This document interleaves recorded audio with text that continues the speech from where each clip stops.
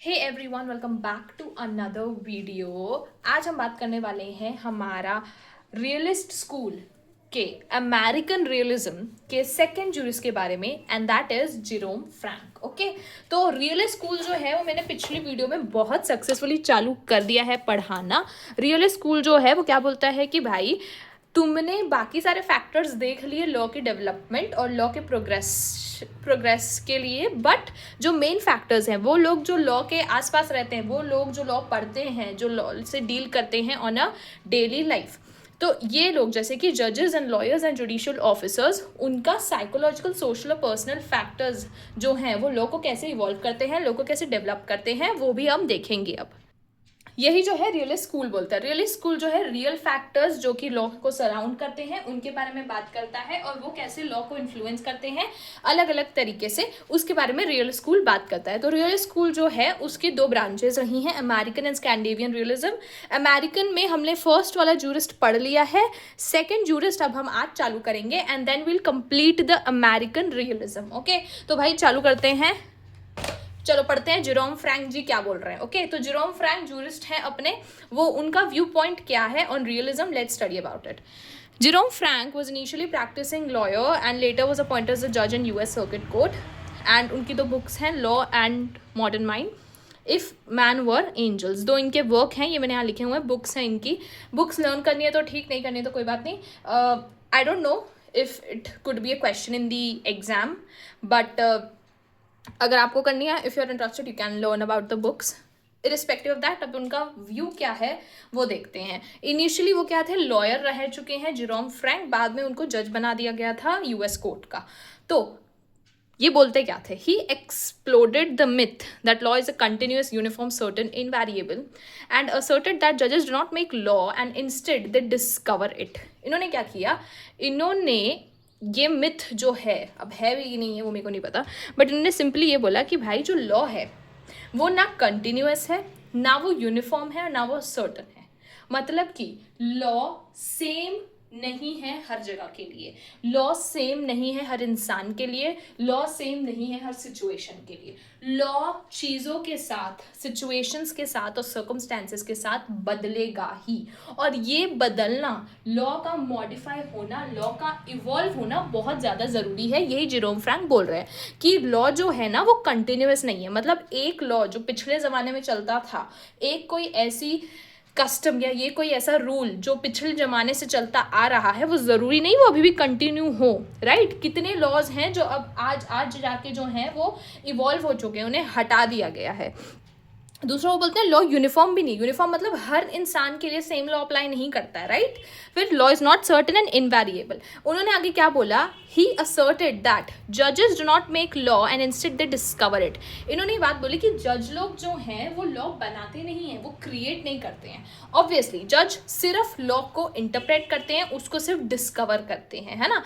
Law बनाता कौन है, पार्लियामेंट बनाता है। ये जेरोम फ्रैंक बोलते हैं कि जो लॉ बनाने का काम है वो जजेस का नहीं है, जजेस सिर्फ उस लॉ को डिस्कवर करते हैं, है ना।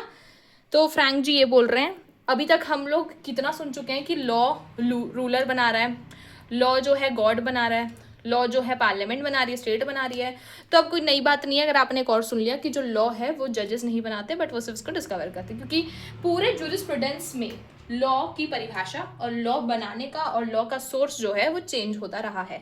लॉ का सोर्स कभी कुछ हो गया है, कभी कुछ हो गया है, क्योंकि हर जूरिस्ट का अपना पॉइंट ऑफ व्यू है। हर जूरिस्ट के हिसाब से लॉ कहीं से आता है, और हर जूरिस्ट के हिसाब से लॉ का कोई तरीका है, उसके एस्पेक्ट्स हैं। तो भाई जैसे जैसे जूरिस्ट चेंज होंगे वैसे वैसे लॉ की डेफिनेशंस एंड लॉ को इंटरप्रेट करने का तरीका चेंज होने वाला है। तो जेरोम फ्रैंक बोलते हैं कि लॉ जो है वो जजेस ने बनाया नहीं है, पर वो सिर्फ उन्होंने डिस्कवर किया है। नाउ नेक्स्ट क्या बोलते हैं Jerome Frank, Frank made fact-finding by the court as a central theme of his realism, in which personality of judge and his past experiences play a dominant role in molding the law and giving it a concrete shape. Frank क्या बोलता है कि fact finding मतलब कि उस situation के जो facts हैं उसकी finding जो है कोर्ट के द्वारा, वो मेरे realism का central theme है। क्यों? क्योंकि fact ऐसी चीज़ है जो real में होती है, right? वो ऐसी चीज़ है वो ऐसी घटना है जो रियल में लोगों के साथ घटी है। तो मेरा रियलिज्म जो है वो आता है फैक्ट्स ऑफ द केस से।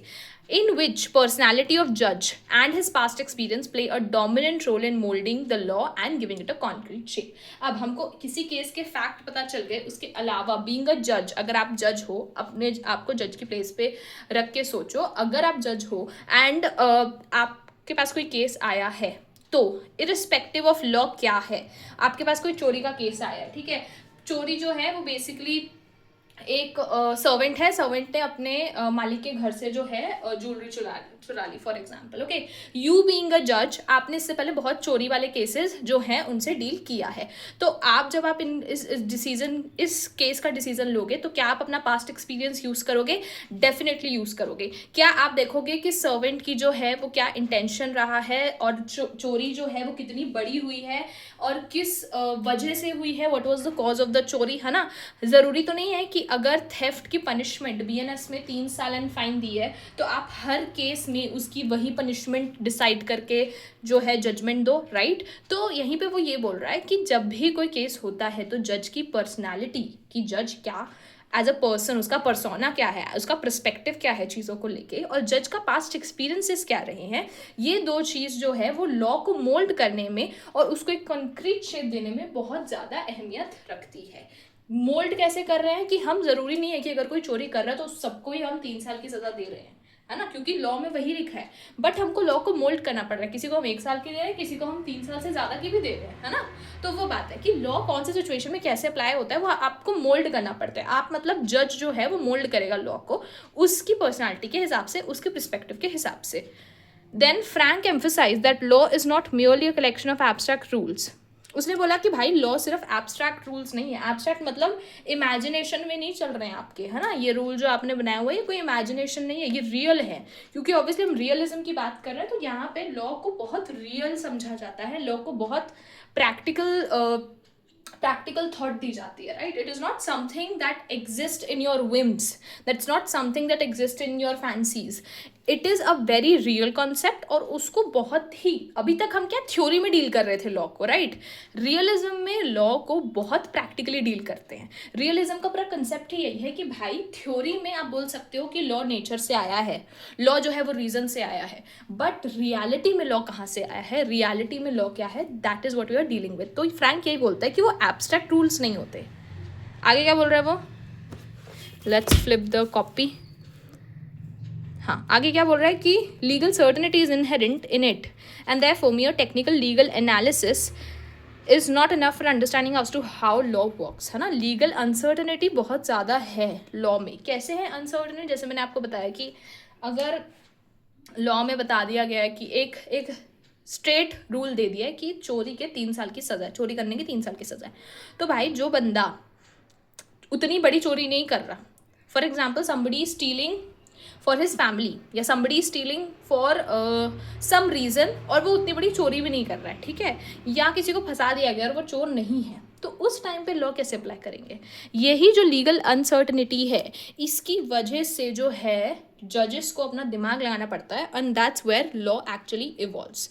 तो बोलते हैं mere technical legal analysis is not enough for understanding as to how law works. तुम सिर्फ बेयर एक्ट पढ़ के, सिर्फ बेयर एक्ट देख के जो उसमें लिखा है उसको रट के ये याद, तुम ये समझ नहीं सकते कि लॉ एक्चुअल में काम कैसे करता है।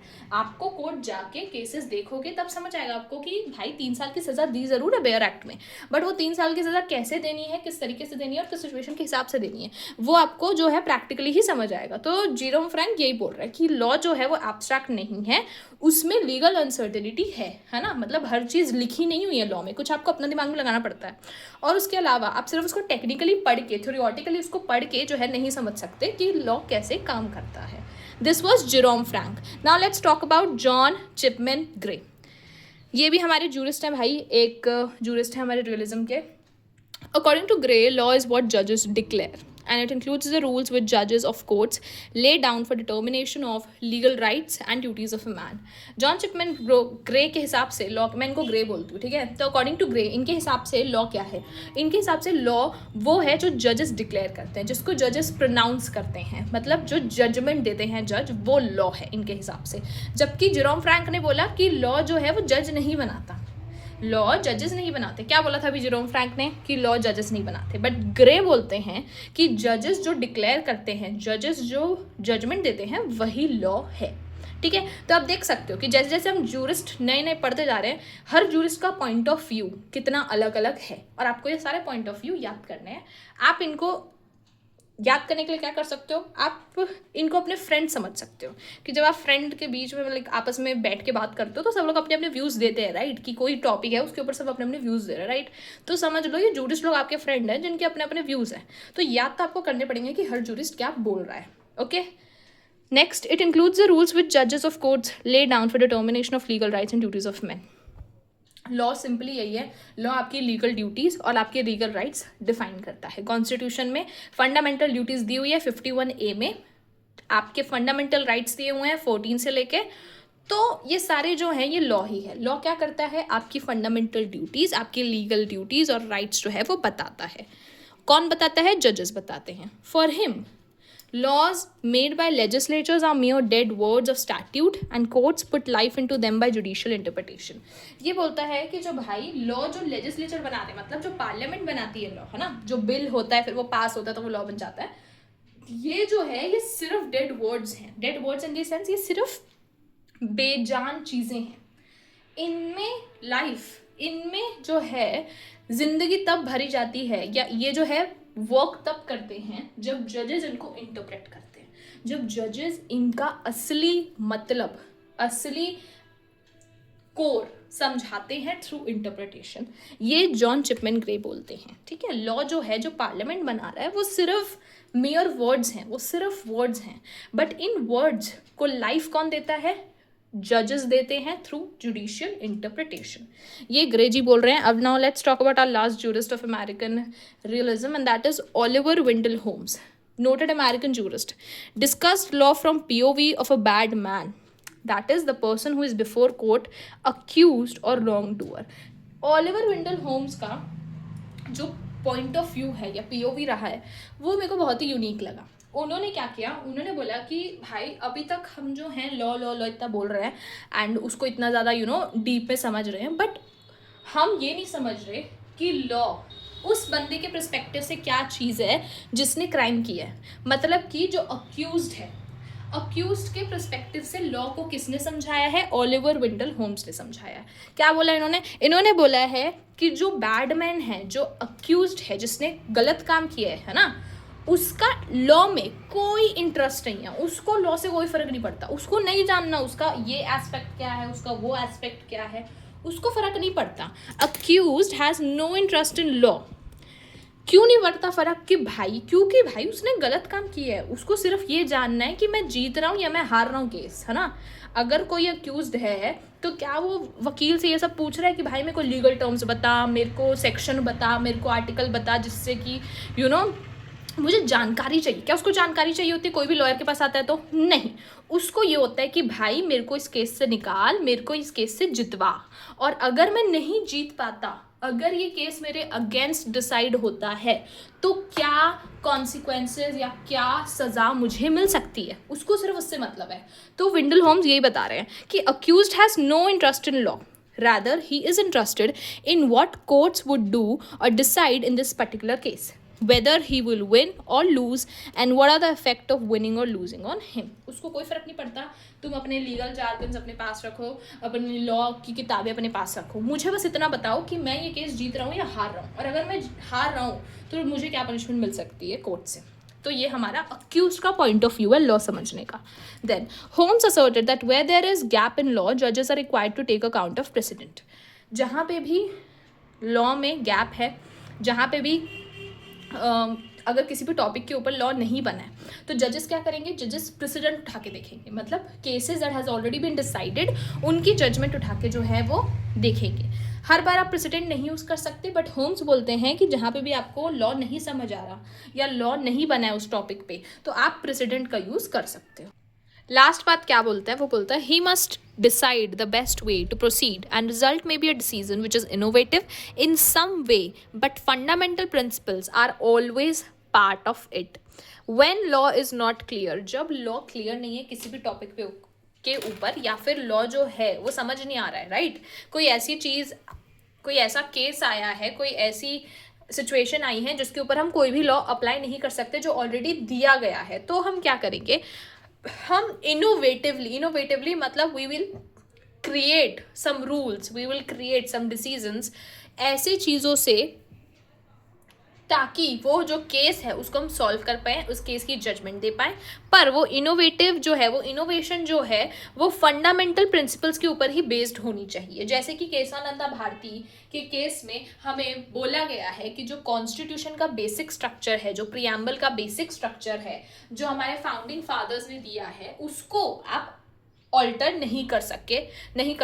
बाकी आप सिचुएशन के हिसाब से लॉ बनाओ, वो सही है, वो गलत नहीं है कहीं से भी। आप सिचुएशन जैसी आई है उसके हिसाब से लॉ बनाओ, पर जो हमारा बेसिक स्ट्रक्चर है उसको आप नहीं छेड़ सकते। यही बात वो बोल रहा है कि जब भी कोई लॉ क्लियर नहीं है, जब भी हमें कोई ऐसा केस से डील करना है जहाँ पे हम लॉ वो अप्लाई नहीं कर सकते, तो उस टाइम पे हमको कोई नया लॉ क्रिएट करना पड़ता है, हमको कुछ इनोवेशंस करने पड़ते हैं इन लॉ।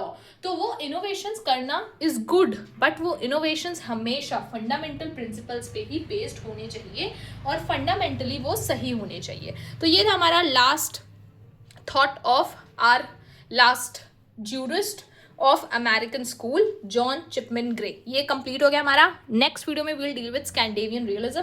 इसके 2 ही ज्यूरिस्ट हैं, एक्सेल हेगरस्टो एंड दूसरा है I think professor Oliver corona.